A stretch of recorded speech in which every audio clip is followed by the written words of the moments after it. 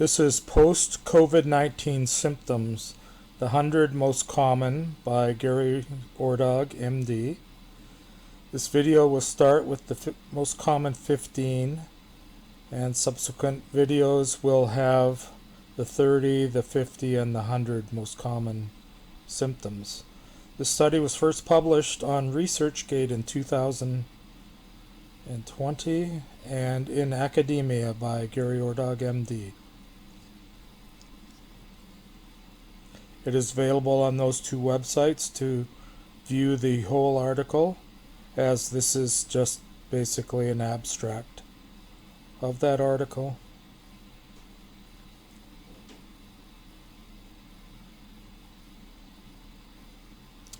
This is the coronavirus CGI representation. Most of these symptoms of coronavirus are nonspecific, and many are common even without COVID-19. These are the post-COVID-19 symptoms that we are discussing.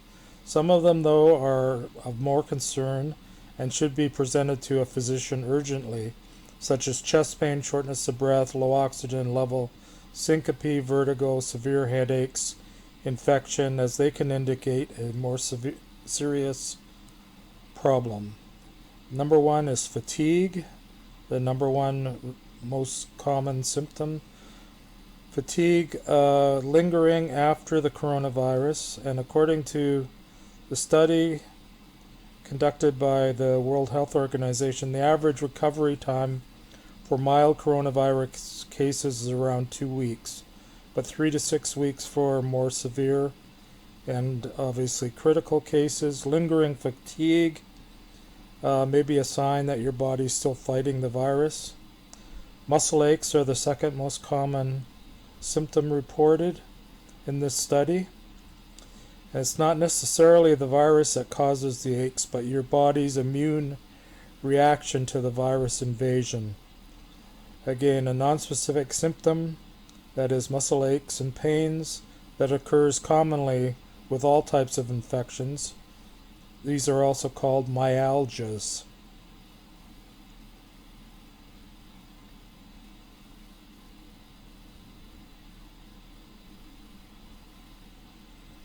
Shortness of breath was the third most common symptom reported in post-COVID-19 illness. And shortness of breath or difficulty breathing was a long-lasting coronavirus symptom. This is a symptom on its own or with others that should be investigated by a physician. It should be reevaluated also if it is getting worse. So initial evaluation, getting worse, go to the clinic, go see your physician.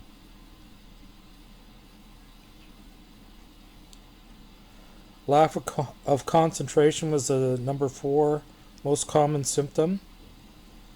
And again, 40% of the patients in this study and analyzed experienced confusion and consciousness disturbance, and lack of concentration is included in this. This is commonly referred to as the, quote, brain fog, unquote, and many patients express feeling this way while recovering from coronavirus. This is another potentially worrisome symptom in that it can indicate a more severe case.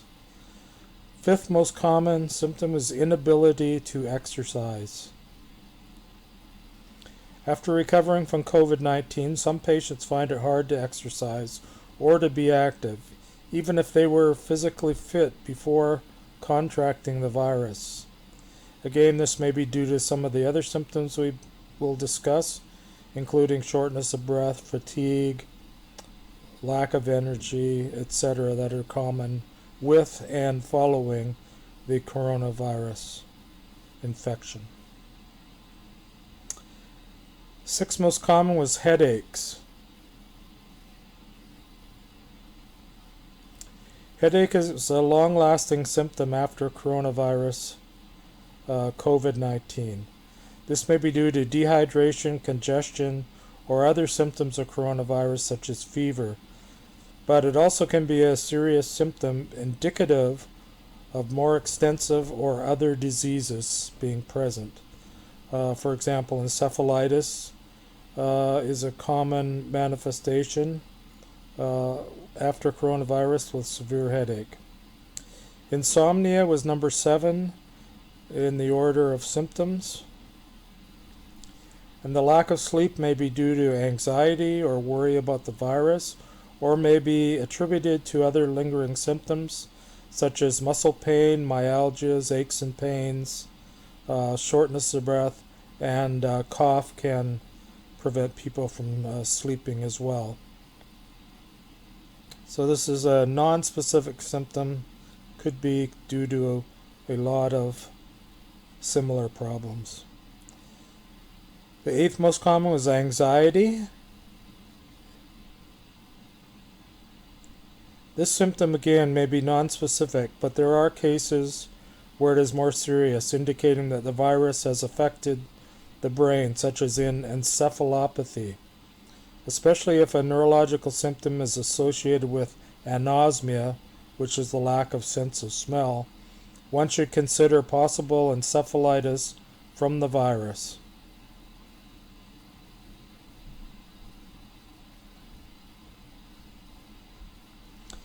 9th most common was memory problems.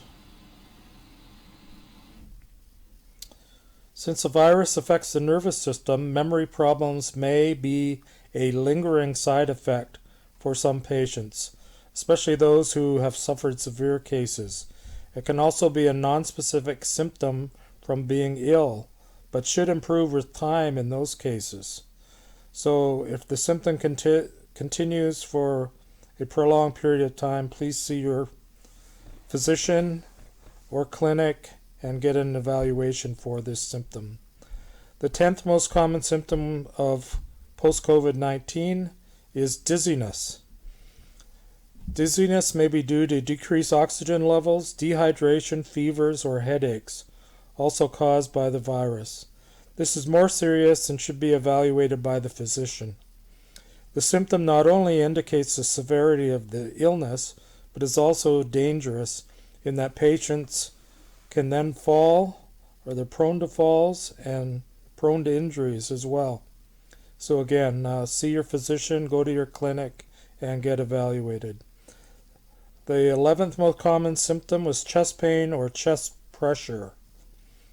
Pleurisy is a sign of pneumonia or another type of infection and can be caused by COVID-19. So recovered COVID-19 patients should see a doctor if this patient symptom persists.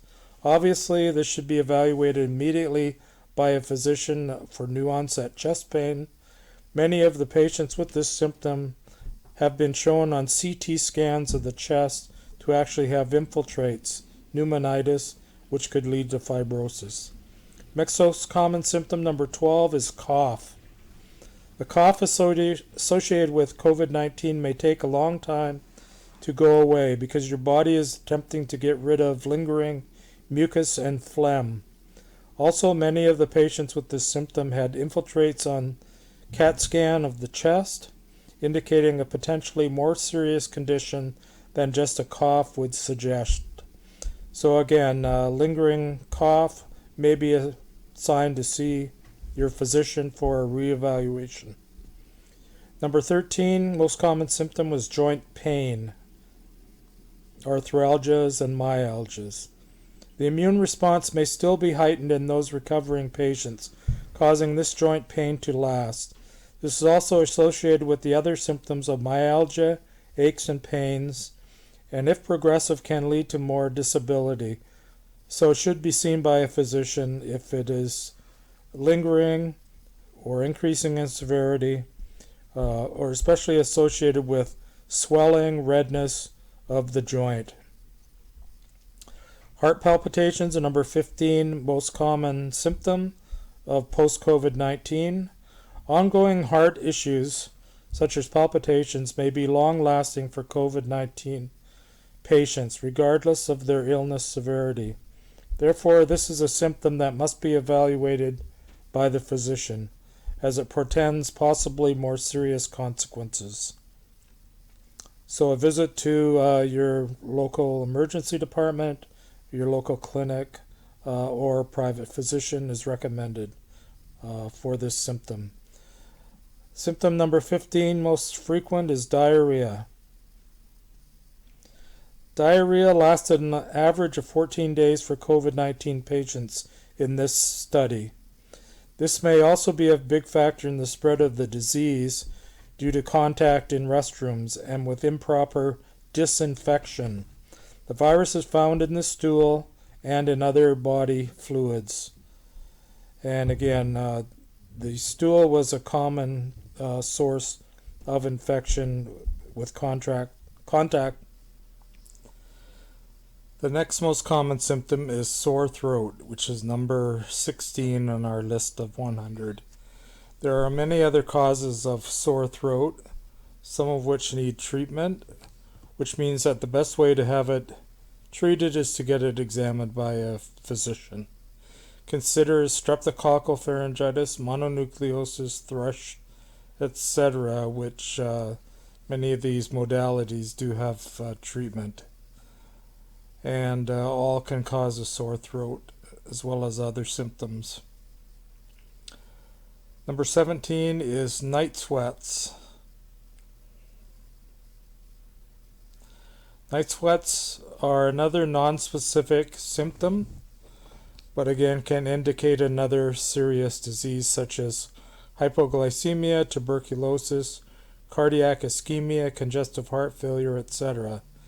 In general, there's a problem that should be investigated by a medical team or at least a personal physician of the patient. Number 18 comes in as loss of sense of smell. Anosmia is another name for it. It can take a long time for these cells in the nose that create our sense of smell to repair, and some of the cells may never fully recover from the virus. Also, anosmia may indicate that the virus is damaging a part of the brain, so if other symptoms are associated with this, it demands a workup. Again, personal physician would be the first one to start with. Number 19 comes in as tachycardia, which is a rapid heart rate. And the body's response to stress, trauma, or illness. It can also be due to dehydration and fever. However, if tachycardia is left untreated and continues to occur, it can lead to serious complications such as heart failure or stroke. Again, although not specific, this is a symptom that something serious is happening and must be investigated. So once again, go to your clinic or see your own doctor. Number 20 comes in as chills and fever. As a CT scan has proven, many or most of these patients have pneumonia, and that can take a long time to recover from. Fever and chills indicate that the process is still active and should be medically monitored, and especially if the symptoms worsen. This is the body's response with the fever through the hypothalamus to try to control the infection. Number 21 comes in as hair loss. This may be due to a change in diet, high fever, extreme weight loss, or any other, quote, shock to the system, unquote, that COVID-19 may have caused. Note that any of these factors alone can cause temporary hair loss. Again, this is not a specific symptom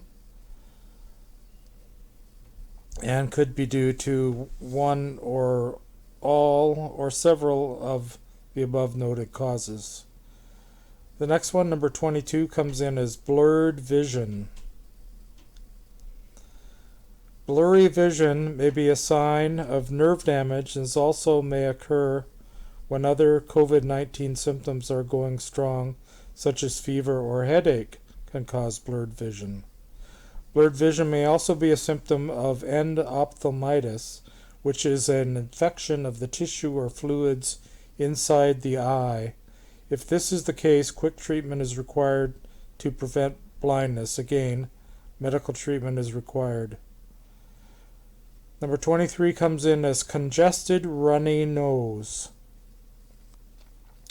Coronaviruses are thought to be the non-seasonal type and may be more severe than the seasonal colds caused by the hundreds of rhinoviruses that we are exposed to throughout the year.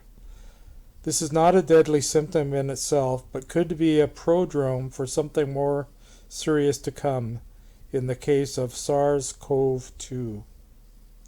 So again, runny nose is a symptom of SARS-CoV-2. Number 24 comes in as sadness. Watch patients for signs of depression or some neuropsychiatric syndromes after recovery. The virus itself can affect the brain, causing a primary type of depression.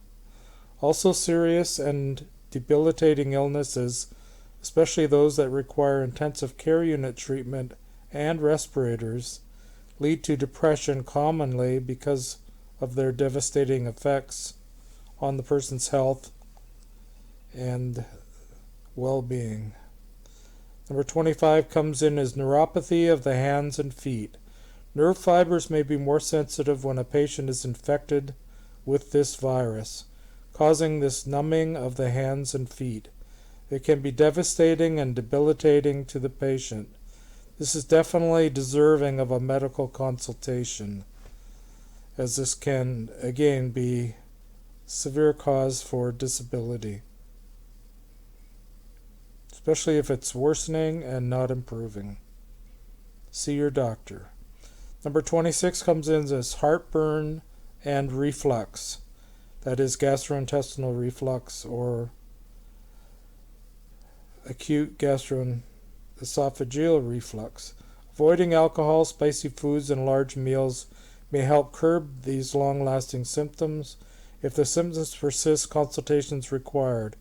Also, tests should be done to determine if the patient has become a chronic shedder of the virus, which would require continued quarantine. So once again, another reason to see your physician. Changing symptoms, number 27 in severity and incidence. Although not specific for this illness by itself, the progression to more serious symptoms should be closely followed, especially as symptoms of pneumonia develop, including shortness of breath, chest pain, low oxygen level, syncope, etc. Then further admission and medical workup may be required. Again, hospital, clinic, certified medical facility, and a qualified physician of your choice would be ideal. The next number is number 28, loss of sense of taste. The symptom of anosmia may indicate some degree of neurological injury caused by the virus, so this should be actively monitored, especially if other more serious and neurological symptoms and signs develop. The MR of the brain should be done to show if the olfactory bulbs are inflamed or the actual brain can be injured. Number 29 is phlegm. Although this virus can cause a high percentage of pneumonitis all by itself, usually with clear phlegm, when the color changes to green, yellow, or brown, we then think of bacterial superinfection and the need for different antibiotics and different treatment to be initiated on this patient. So once again, a reason to see your physician if the phlegm changes to color. Number 30 is abdominal pain. The set of symptoms of reflux, abdominal pain, cramps, nausea and vomiting, and diarrhea. A good percentage of patients with COVID-19 have one or more of these sets of symptoms.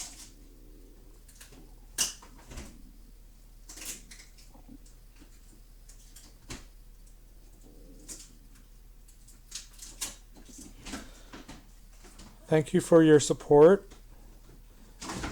Please press on my channel to subscribe if you would like to see the others in this series. And again, thank you for support for this as well. And thank you for your support for this award in 2020. This study was first published in ResearchGate in 2020 during the COVID-19 pandemic. To see a continuation of this series for all 100, please press on my channel, subscribe, and add comments. This is a disclaimer. Again, if you enjoyed this video, there are more extensive versions of 30, 50, and 100 of the most common symptoms of COVID-19. Please press my channel